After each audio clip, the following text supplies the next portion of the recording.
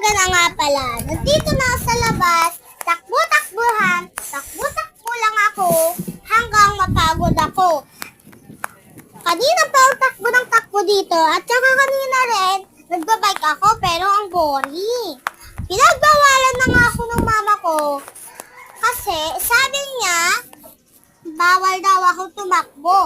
Kapag daw kasi nadapa ako tas nasala ko yung bitaw ko yung cellphone tas hanggang doon sa kalsada masasagasaan tas babasag tas ako pa yung pagbabayaran.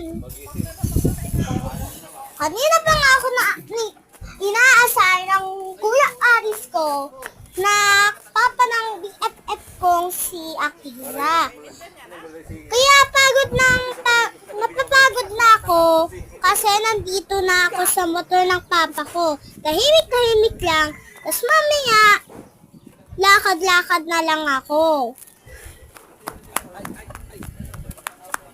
Tapos ngayon nga lang pala, umuulan kasi kakapasok ko lang.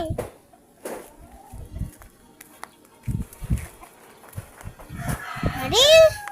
So yan nga, boboring nga ako kasi pala inaasar ako ng Kuya Aris ko. Kaya naman kasi, naglakad-lakad na lang ako dyan sa may yung parang diretso na at ganyan na nga pala, at sorry nga pala, na-stop ko nga pala. Yan, pumasok na nga ako. Tapos tingin na lang ako. Tapos lumabas agad ako. Parang tingin ko parang uulan. Kaya lakad-lakad lang muna ako dyan. Yan. Tapos kanina pa nga ako inaasar ng Kuya Aris ko sa pag-vlog ko. Sinsira niya ata ang vlog ko para lang mapahiya ka. Para lang pala ipahiya kayo. Kaya ganyan nga pala, takbo-takbo lang muna ako. Takbo-takbo lang, takbo-takbo. Hanggang sa mapagod. Yan, napagod na ako.